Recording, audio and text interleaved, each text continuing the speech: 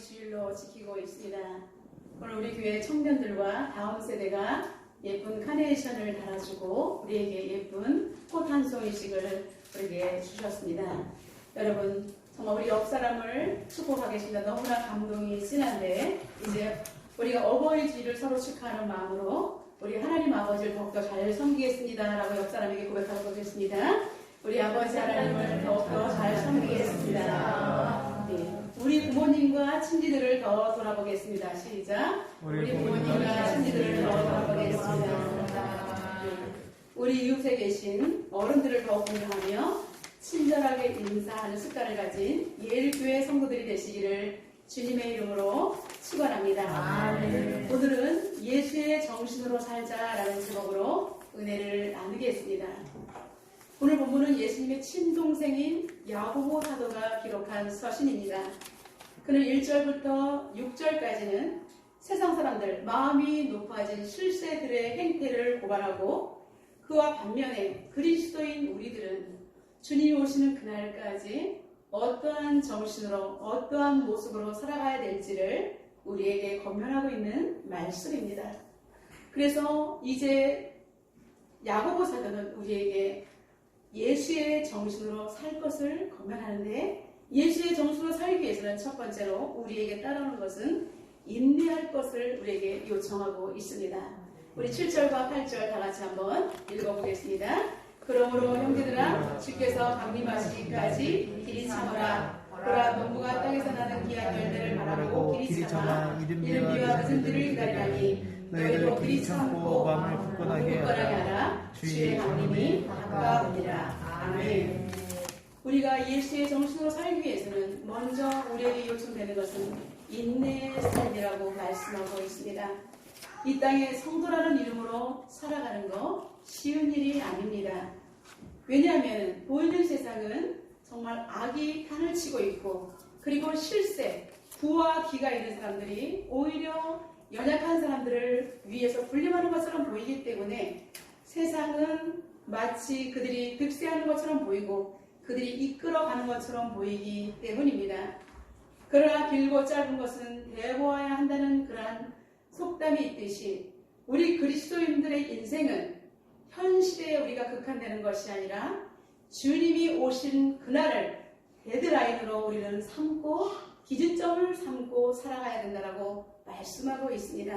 네. 우리는 예수 그리스도를 구주와 주님으로 영접한 사람들입니다. 네. 이제는 우리 세상의 법대로 살아가는 것이 아니라 예수님의 나라의 법대로 살아가는 제사장 나라의 법칙을 따라야 하는 사람들입니다. 네. 그렇기 때문에 이제 야고보 사도는 우리가 비록 땅을 발을 딛고 살고 있지만 우리의 인생은 하늘의 소망을 가지고 살아가는 인생이기 때문에 주님 오시는 그날까지 길이 참으라라고 말씀하고 있습니다. 그러기 위해서는 주님 오시는 그날까지 우리가 이 땅을 살아가기 위해서는 인내의 삶이 요청되는 것입니다.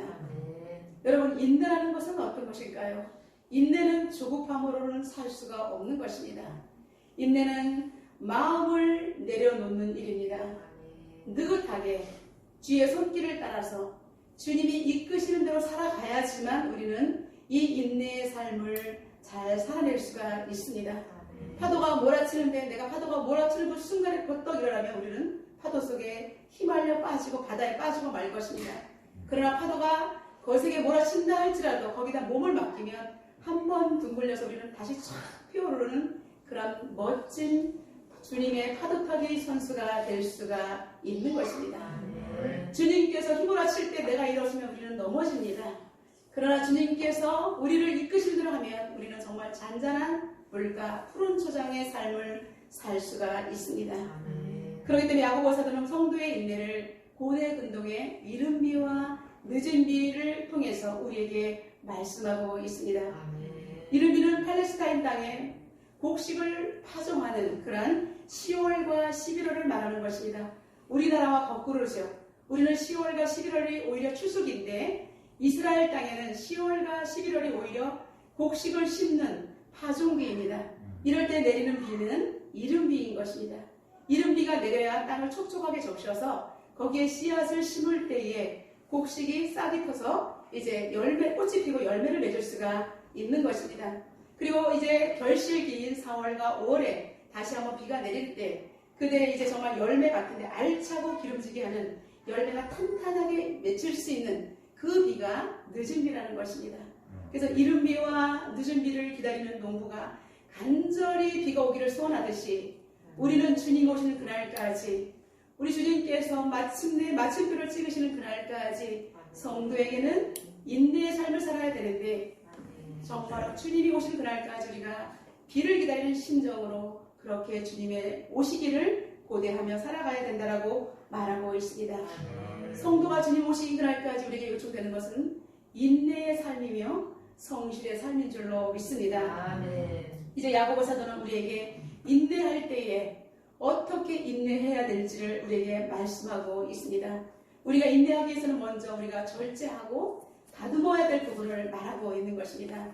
첫 번째는 우리에게 원망하지 말 것을 말씀하고 있습니다. 원망이란 헬라어로 스테나조입니다. 원망이란 뜻은 신음, 탄식, 이러한 정말 힘들어서 입에서 터져 나오는 신음소리를 말하는 것입니다. 당시 초대교회 성도들은 이제 불의한 압제자들의 그런 횡포 때문에 너무나 힘들어서 교회 안으로 들어왔습니다. 근데 교회 안에서는 또 성도들 간에 분열이 일어났는데 어떤 분열이었냐면 그들은 나는 원래 어릴 때부터 할례를 받았어. 근데 늦게 예수를 믿은 사람들은 할례자가 아니잖아요. 이방인들이잖아요. 그러니까 여러분 어릴 때부터 유대인이었기 때문에 할례를 받은 사람, 그죠? 근데 그때 이제 이제는 예수님을 영접하고 초대교회 성도가 되었어요. 그렇다면 예수 그리스도를 구주와 주님으로 믿었다면 그것이 중요한 게 아니에요. 늦게 이방인들이 예수를 믿었다면 당연히 할례를 못 받죠. 그런데 이 할례를 받지 않은 성도가 교회에 들어오면 그냥 품어 안고 같이 연합해서 예수님의 복음을 듣고 전하면 되는데 저 사람은 할례 받지 않은 사람이야, 나는 할례 받은 사람이야, 이렇게 서로가 이간질하면서 분열이 일어났던 것입니다. 그래서 그들은 세상에서도 힘들고 교회 안에 와서도 또 힘들어서 그들의 입에서는 신음과 탄식이 끊이지 않았던 것입니다. 사랑하는 성도 여러분, 하나님은 우리에게 관심이 아주 많으신 분이십니다. 우리가 감정 정리를 하지 못해서 툭 하고 내뱉는 불평과 원망의 소리까지도 주님이 다 듣고 계시다라고 오늘 성경은 말씀하고 있습니다. 이스라엘 백성들이 광야에서 모세를 원망하고 자기들끼리 피차 다툼으로 인해서 하나님의 징계를 받았다라고 출애굽기 16장 2절에서 성경은 증언하고 있습니다.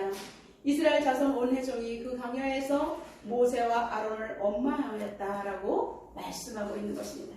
여러분, 하나님의 말씀, 성령의 감동으로 기록된 이 말씀에 모세와 아론을 대적하고 이스라엘 백성들끼리 원망하고 싸웠다. 그래서 하나님의 징계를 받았다는 것이 역사적인 기록으로 지금도 남아 있다는 것입니다. 하나님께서는 이렇게 원망과 불평하는 것을 아주 싫어하시는 것입니다. 그래서 주님 오시기 그날까지 우리가 길이 참아야 되는 과정 가운데 우리 입에서 툭 하고 나오는 원망과 불평을 빼어버릴 때 우리는 인내의 삶을 살 수 있다고 말하고 있는 것입니다. 하나님은 성도의 입에서 나오는 회개와 성도의 눈에서 흐르는 눈물은 아주 귀하게 보십니다. 그러나 성도의 입에서 감정의 묵은 때를 토설하는 원망의 소리는 하나님께서는 악의 소리로 간주하시는 것입니다. 하나님께서 가장 싫어하는 소리가 바로 악의 소리인 줄로 믿습니다. 그렇기 때문에 우리 성도들을 하나님께서 사랑하시는 마음으로 야고보 사도를 통해서 주님 오시는 그날까지 우리가 원망하지 않고 살 수 있도록 그렇게 알려주고 계시는 것입니다. 우리가 원망하지 말아야 되는 이유는 원망하지 않는 자는 심판을 면하게 된다라고 오늘 본문에서 말하고 있습니다. 또한 마태복음 12장 36절과 37절에 이렇게 선포하고 있습니다. 내가 너희에게 이르노니 사람이 무슨 무익한 말을 하든지 심판날에 대하여 신문을 받으리니 내 말로 의롭다함을 받고 내 말로 정죄함을 받으리라 라고 말하고 있습니다.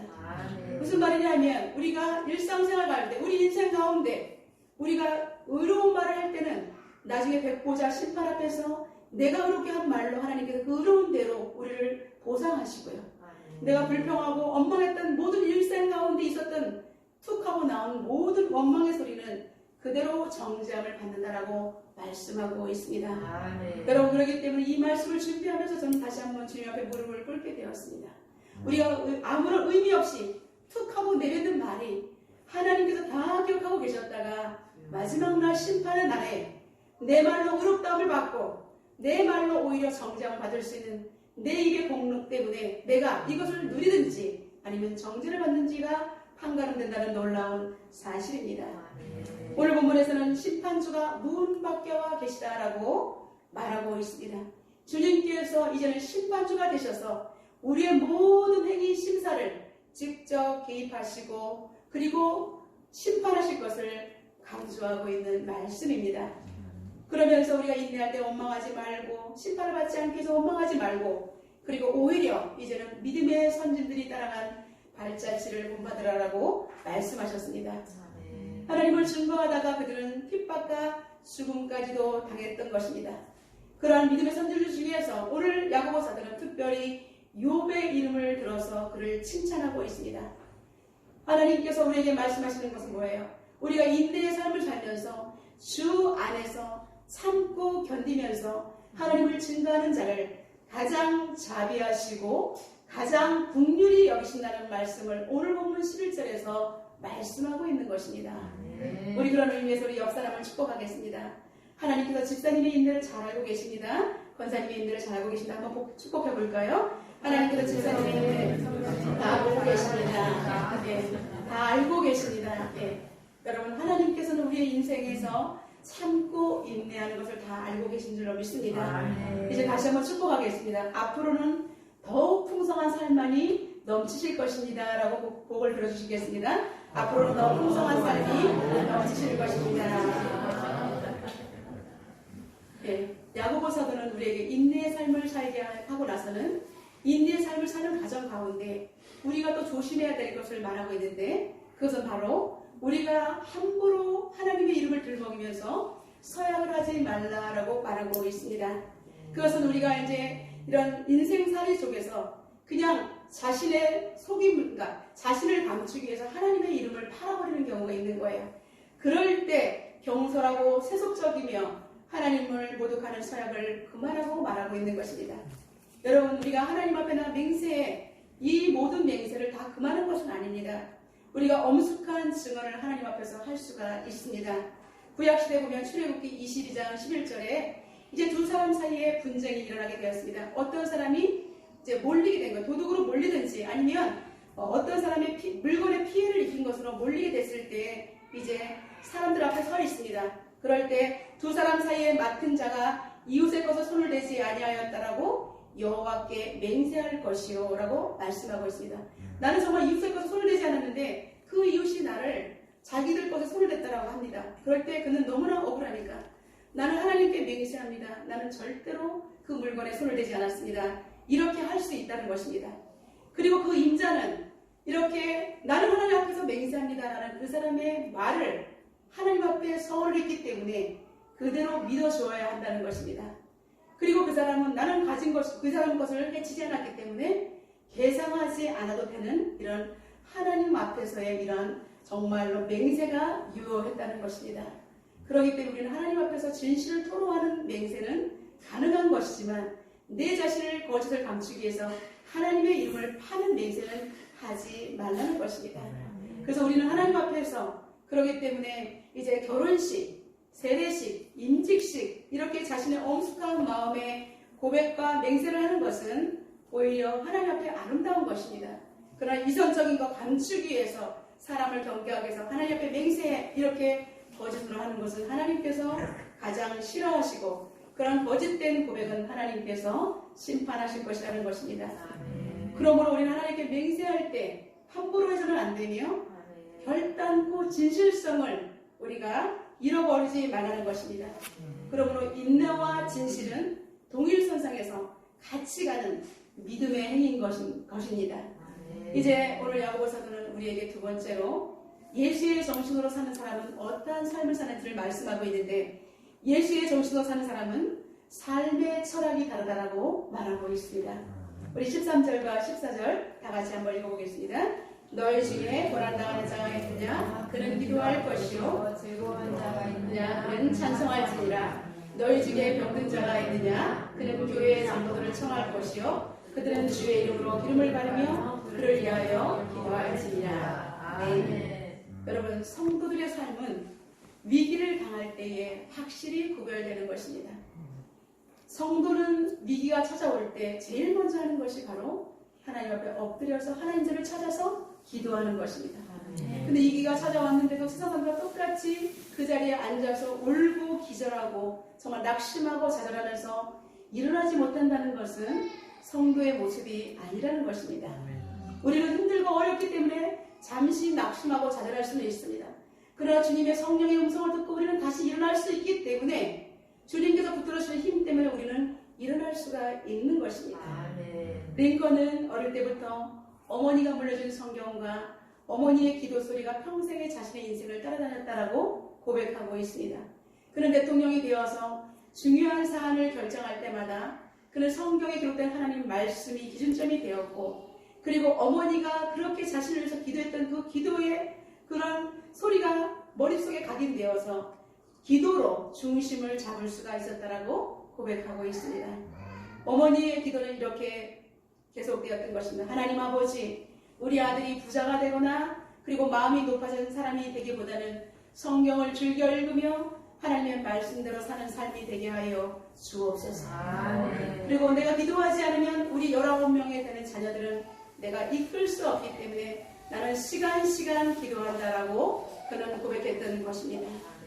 여러분, 21세기는 육신의 질병보다도 정신적인 질병에 시달린 사람들이 더 많이 늘어나는 추세입니다. 왜냐하면 상대적인 박탈감 그리고 비교의식이 주 원인이기 때문입니다. 이제 마음의 병은 정신까지 병들게 하고 이 정서가 이제 왜곡됨으로 말미암아 인간관계까지 뒤틀리는 정신병원에 입원을 하지 않았지만 정신세계가 혼택한 그런 삶을 사는 사람들이 많이 있습니다. 그러나 예수의 영이 임한 사람, 성령의 사람은 역시 세상도 예수의 정신으로 살아가게 되는 것입니다. 이제 우리의 정신이 스트레스 때문에 거기에서 넘어지는 것이 아니라 스트레스가 몰려올 때에 그들의 사고방식은 예수님의 생각으로 바꾸는 것입니다. 그래서 정신적인 모든 세계관을 예수의 정신으로 변화시키고 날마다 말씀의 영으로 새롭게 하는 경건의 훈련을 하기 때문에 진정한 주님의 제자가 될 수가 있습니다. 이제 예수 그리스도의 이름의 권세가 우리 안에 완전히 임하는 것입니다. 우리는 예수 그리스도를 구주와 주님으로 내 마음의 성전에 모셔드렸습니다. 이제 우리가 사는 것이 아니라 내 안에는 살아계신 하나님이 살아계시는 것입니다. 그래서 그분을 따라서 우리는 생각을 하고 성령을 따라서 생각하고 성령을 따라서 말하고 성령을 따라서 행동하기 때문에 우리는 마음이 괴로워서 고통스러워서 견딜 수 없는 삶을 여전히 지속하는 것이 아니라 이제는 주 안에서 내려놓을 수가 있고 주님이 이끄시는 대로 우리는 평강의 삶을 살아갈 수가 있는 것입니다. 여러분, 우리가 주님을 따라 살아갈 때 우리의 세계관은 완전히 예수의 정신으로 바뀌게 되고요. 우리는 이제는 어떠한 경우에도 고난을 두려워하거나 염려하지 않는 가장 예수님의 정신을 가질 수 있는 완전한 그리스도의 멘탈을 소유하게 되는 것입니다. 그렇기 때문에 기쁜 일이 생길 때나 그리고 슬픈 일이 생길 때 기쁘다고 금방 맞아 웃었다가 슬프다고 낙심하고 좌절하지 않고 오히려 이제는 하나님을 찬양하며 슬플 때도 하나님께 인도함을 받으며 기쁠 때도 하나님께 영광을 돌리는 삶으로 살아갈 수가 있는 것입니다. 사도 바울은 예수의 정신으로 사는 사람의 모습을 다음과 같이 요청하고 있습니다. 고린도전서 10장 31절의 말씀처럼 그런즉 너희가 먹든지 마시든지 무엇을 하든지 다 하나님의 영광을 위하여 하라라고 말씀하고 있습니다. 사랑하는 성도 여러분, 우리가 말씀의 기준점이 내가 먹든지 마시든지 무엇을 하든지 모든 것은 나의 영광이 아닌 하나님의 영광을 위해서 한다라고 그렇게 믿음의 전제를 선포할 때 그대로 되는 줄로 믿습니다. 내가 영광을 가지려고 하고 내가 더 물질을 가지려고 하고 내가 더 채우려고 할 때 채워지지 않기 때문에 우리는 낙심하고 좌절하고 우리는 쓰러질 수밖에 없는 것입니다. 그러나 모든 삶이 주님을 위해서 사는 것이라면 여러분 생각은 완전히 달라지는 것입니다. 이렇게 우리의 생각이 완전히 변화되는 것이 예수의 정신으로 사는 사람인 것입니다. 아멘. 여러분, 예수님의 정신으로 사는 것은 예수님의 정신을 가지고 있기 때문에 우리는 전 인격이 예수화되는 것입니다. 아멘. 그래서 전 인격이 성령의 다스림을 받아서 아멘. 어떠한 일이든지 대처할 수 있는 성령의 능력이 생겨나게 되는 것입니다. 아멘. 이제 예수의 정신으로 사는 사람은 공동체 가운데에서도 아름답게 변화됩니다. 아멘. 그래서 교회 공동체 가운데서도 연합의 사역을 아주 잘하게 되는 것입니다. 아멘. 여러분, 하나님의 나라는 연합이고 축복이고 사랑입니다. 아멘. 그래서 하나님의 나라의 모습을 그대로 이 땅에 옮겨놓은 것이 바로 교회입니다. 아멘. 그래도 우리는 교회 와서 하나님을 찬양하고 서로를 섬기고 사랑하는 것입니다. 아멘. 그렇기 때문에 우리는 서로를 섬기고 지체라고 이 옆에 있는 성도가 내 몸의 한 일부분이라고 생각하기 때문에 아멘. 우리는 그리스도의 몸을 지어져가는 서로가 연결된 하나님의 자녀들인 줄로 믿습니다. 아멘. 그래서 오늘 야고보 사도는 지체 중에 병든 자가 있느냐? 함께 목회자를 초청하여 기도하며 그 사람을 돌보아 주라라고 말하고 있습니다. 아멘. 그리고 그들은 기름을 바르면서 그 당시에 올리브유가 정말로 귀한 기름이고 성결의 기름입니다. 한 부에 바르면서 그렇게 같이 연합으로 성도를 위해서 기도하라고 말하고 있습니다. 아멘. 여러분, 올리브유를 바른다고 해서 그 상처가 완전히 아무는 것은 아닙니다. 그러나 그들이 올리브유를 바르면서 함께 연합으로 기도하는 것은 하나님의 지혜와 위로라는 측면에서 우리는 해석을 해야 되는 것입니다. 아멘. 하나님께 우리에게 지혜를 주시고 우리에게 따뜻한 마음을 주셔서 우리가 이 한 자가 온전히 낫기를 위해서 간절히 주님의 이름으로 손을 얹고 기도할 때 하나님께서 이 환자를 우리의 지체를 치료해 주실 것이라는 것입니다. 즉 우리는 의학의 도움과 하나님의 전적인 치유하심으로 회복될 수 있다는 말씀입니다. 아멘. 우리 주님은 우리에게 용기를 주십니다. 요한복음 14장 14절을 통해서 우리에게 확실한 기도의 해답을 제시하고 있습니다. 아멘. 내 이름으로 무엇이든지 내게 구하면 내가 행하리라. 아멘. 여러분, 주님의 이름으로 무엇이든지 주님께 구하면 주님께서 행하여 주신다라고 말씀하고 있습니다. 아멘. 여러분, 이런 생명의 말씀을 아멘으로 화답하시고 아멘. 여러분의 말씀으로 가슴에 각인하시기를 주님의 이름으로 축원합니다. 아멘. 야고보 사도는 이제 특별히 믿음의 기도와 치유의 연관성에 대해서 정확하게 우리에게 알려주고 있습니다. 우리가 기도할 때 믿음의 기도란 어떤 것인지를 말씀하고 있습니다. 우리가 믿음의 기도란 단순하게 이 사람이 낫기를 원합니다라고 기도하는 것이 아니라 하나님 뜻 안에서 주의 이름으로 기도하기 때문에 응답되는 것이 바로 믿음의 기도입니다. 아멘. 이 믿음에 대한 확실한 말씀은 요한일서 5장 14절 말씀입니다. 우리가 하나님을 향하여 우리가 가진 바 담대함이 있는데 그것은 오히려 주님의 뜻대로 무엇을 구하면 그가 들으시니라. 아멘. 여러분, 우리가 주님의 뜻대로 하나님께 담대하게 선포하며 기도할 때 하나님께서 들어주신다는 놀라운 말씀입니다.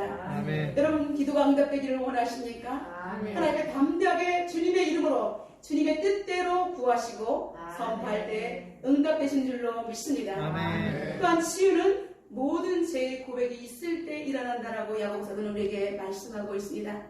병이 죄의 결과라는 사실은 성경에서 많이 나오지만 그렇다고 모든 질병이 그 환자의 죄 때문에 연결시키시면 안 되는 것입니다.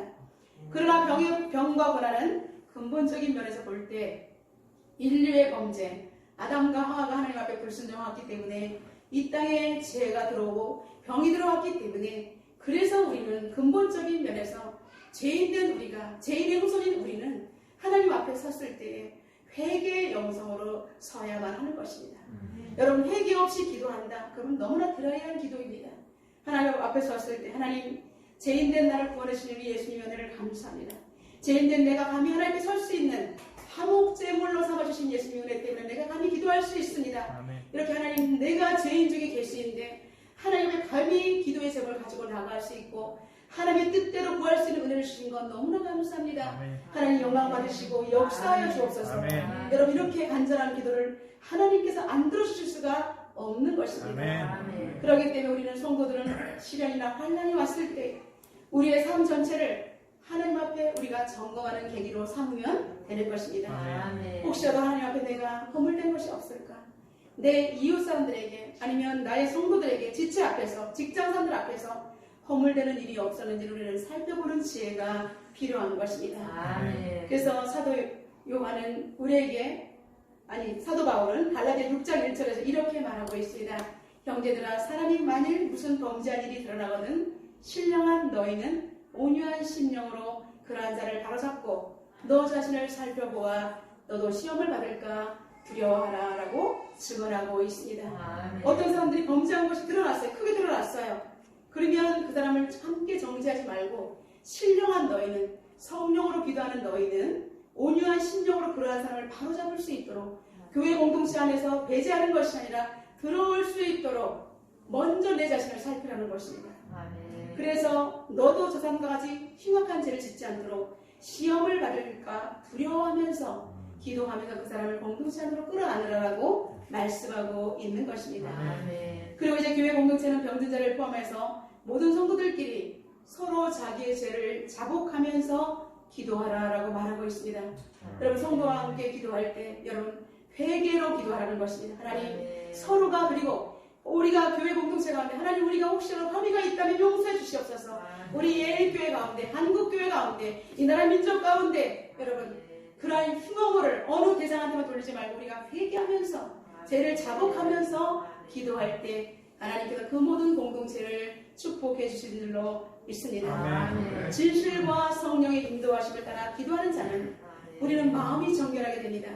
왜냐하면 그리스도의 빛이 계속해서 우리 마음의 성전에 비추기 때문에 거룩한 빛 때문에 우리는 마음이 청결하고 깨끗하고 하나님을 볼 수 있는 그러한 영안이 열리게 되는 것입니다. 아멘. 그래서 이제는 투명한 생각을 가지게 되고 너그러운 생각을 가지게 되고 이제 옛날에는 꼬인 마음 누구든지 정죄하고 싶어서 바로잡고 싶어서 했던 이 마음이 이제는 없어지게 되고 관용할 수 있고 모든 사람이 저 사람은 참으로 너그러운 사람이 되었다.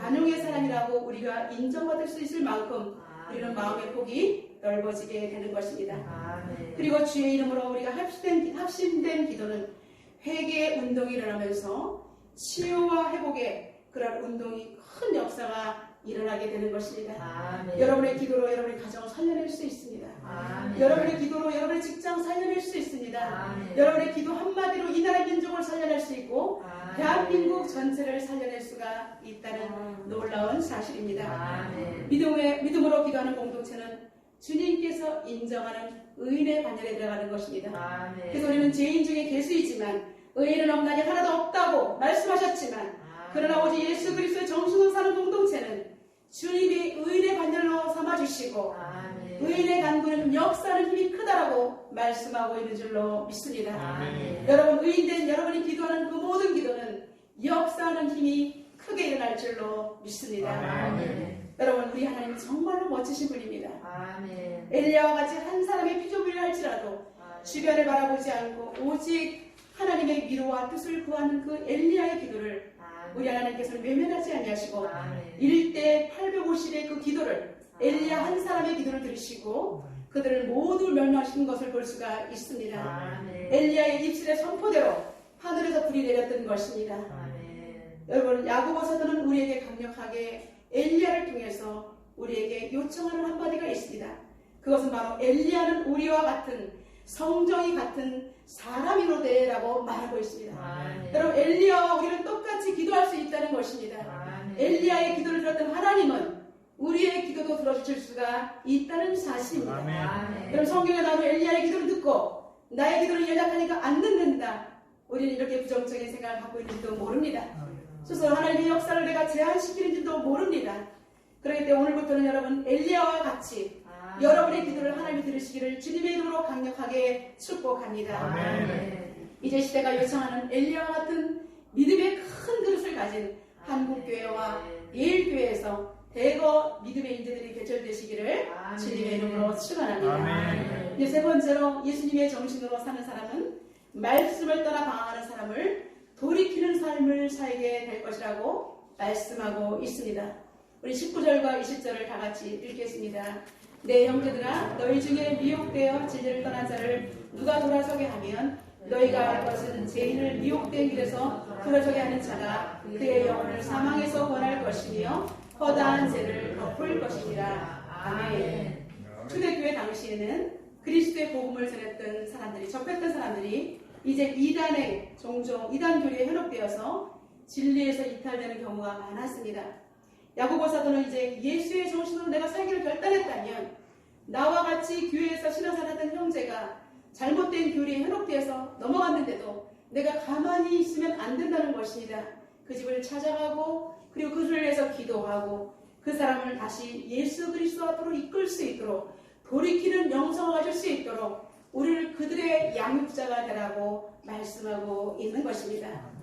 미혹된 형제를 다시 주님의 품으로 돌아오게 하는 그 수고는 하나님께서 가장 영혼을 살리는 일이기 때문에 하나님께서 가장 기뻐하시는 일이라고 오늘 야고보 사도는 말씀하고 있습니다. 시편 32편 1절에 허물의 사함을 받고 자신의 죄가 가려진 자는 복이 있도다라고 시인은 고백하고 있습니다. 자신도 세상 가운데 살다가 죄사함을 받은 것이 큰 축복이라며 이제 죄가 이제는 주님의 보혈로 덮어진 자는 가장 복이 있다는 것입니다.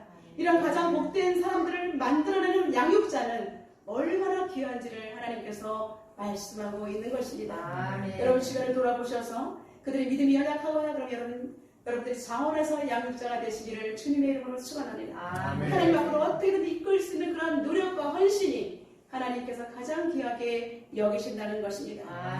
사랑하는 성도 여러분, 그리스도인인 우리 예수의 정신으로 살아가라고 오늘 야고보 사도가 목을 높여서 우리에게 요청하고 있는데 과연 우리가 예수의 정신으로 살기 위해서는 그런 방안은 무엇일까?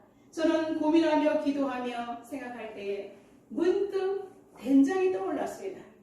여러분, 우리의 토속 음식인 된장, 한국인 치고는 된장을 싫어하는 사람은 없을 것입니다. 된장은 구수하고 그리고 된장의 5가지 특징을 한번 제가 살펴보았습니다.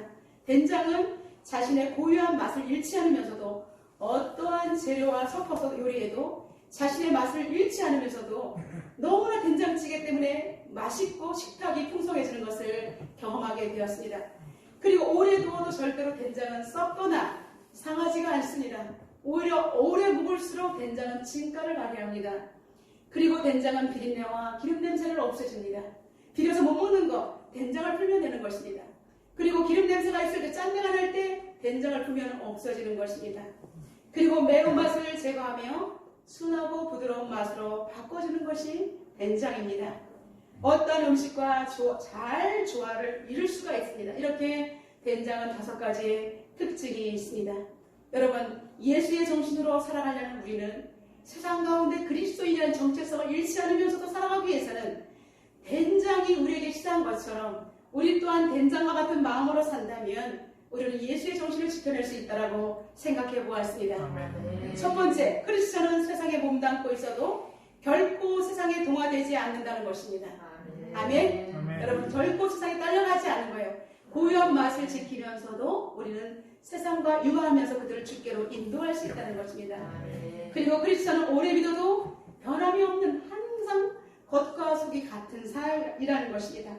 양심이 부패하거나 썩어서는 안 되고 항상 소금과 빛의 역할을 감당할 수 있는 오래 믿어도 변하지 않는 제 맛을 유지할 수 있는 사람이 크리스천이라는 것입니다. 세 번째, 그리스도는 세상의 부패를 막는 방부제 역할을 하는 것입니다. 소금의 역할을 하는 것입니다. 빛의 역할을 하는 것입니다. 네 번째, 크리스천은 세상의 부패를 막을 뿐 아니라 역겹고 악취나는 세상을 그리스도의 향기로 씻어내는 역할을 하는 것입니다. 그리고 5번째, 크리스천은 살벌하고 잔악한 세상 가운데 고된 삶으로 매운맛의 삶을 사는 사람들에게 그리고 그 매운맛 때문에 목 놓아오는 사람들에게 안식과 평화를 안겨주는 삶을 살 수가 있다는 것입니다. 여러분 인정하십니까? 여러분 된장과 그리스도인 너무나 잘 맞는 것 같습니다. 오늘부터 우리가 이 5가지를 우리 삶 속에 잘 적용한다면 예수의 정신으로 아름답게 살면서도 사람들이 난 저 사람과 같은 사람이라면 나도 예수를 믿고 싶다 이런 고백이 터져나올 수 있는 그런 생명을 살리는 사람이 되시기를 주님의 이름으로 축원합니다. 우리는 이제 오늘도 말씀을 받고 일주일 동안 세상으로 파송됩니다.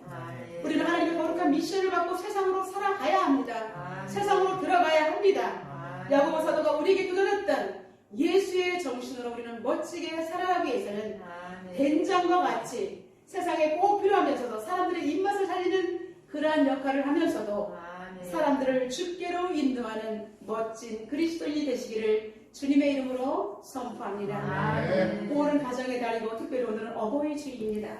여러분의 소중한 가정이 부모인 여러분이 먼저 예수의 정신으로 살아내시기를 바랍니다. 아멘. 여러분이 예수의 정신으로 살아날 때 여러분의 자녀는 예수의 정신을 가진 자녀가 되고 그 다음 세대는 예수의 정신을 가진 신앙의 명문 가문이 될 수가 있는 것입니다. 아멘. 부모에게 효도하고 자녀를 노엽게 하지 않은 주님의 말씀대로 가정이 운영되는 복된 가정 되시기를 주님의 이름으로 축복합니다. 아멘. 그리고 여러분이 몸담고 있는 직장 공동체가 예수의 정신으로 무장되어서 하나님의 복을 받아 누리시기를 주님의 이름으로 축원합니다. 아멘. 이제 마지막 보루인 교회, 우리 예일교회 공동체를 통해서 낙심되고 죽어가는 영혼들을 다시 주님 품으로 돌이키는 놀라운 성령의 역사가 일어나시기를 주님의 이름으로 축원합니다. 아멘. 그래서 이제 이 나라 민족과 세계 열방 가운데 예수의 정신으로 가득 찬 멋진 리더들이 충만하기를 주님의 이름으로 축원합니다. 아멘. 우리 오늘 주신 말씀 붙들고 하나님 앞에 기도하는 시간을 갖도록 하겠습니다.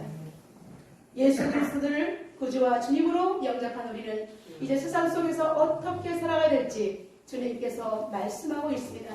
이제 하나님 아버지, 우리가 정말로 말씀을 통해서 우리의 전인격이 변화되고 예수의 정신으로 완전히 기억할 수 있게 달라고 시간 주님 앞에 통성으로 기도하며 나가도록 하겠습니다. 살아계신 하나님 아버지 감사합니다. 하나님 아버지 오늘 말씀을 통해서 하나님 우리의 전인격이 변화되고 예수님의 정신으로 아버지 변화될 수 있도록 인도하여 주시옵소서. 살아계신 하나님께서는 우리에게 말씀하셨습니다. 인내의 삶을 살 것을 요청하셨습니다. 주님 오시기 그날까지 우리 성도가 살아가기 위해서는 인내함을 통해서 우리 하나님 아버지 원망불평을 제하여 버리고 그리고 하나님 아버지 원망과 불평은 오히려 심판을 받을 수밖에 없다라고 말씀하셨으며 믿음의 선진들이 걸어간 그 부분을 따라서 살라고 말하고 있습니다. 욥의 인내를 우리가 말씀하시면서 주님 오시기까지 길이 참으라고 말씀하시며 이른 비와 늦은 비를 통해서 말씀하셨습니다. 살아계신 하나님 농부가 천수답에서 비가 오기를 간절히 기도했던 것처럼 우리 인생 가운데 주님이 오신 날을 고대하며 멋지게 살아낼 수 있도록 주님 도와주시옵소서. 하나님 주님의 은혜로 구원받아 우리가 날마다 세상을 살아갈 때 끝내리지 않은 믿음을 허락하여 주시고 지역 발될 말씀으로 진리를 사수할 수 있는 복된 믿음의 소유자가 되게 하여 주시옵소서.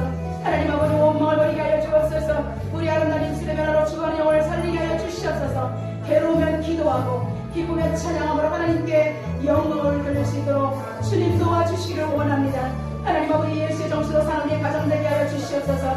예수의 정신으로 살아내는 우리의 직장 공동체가 되게 도와주옵소서.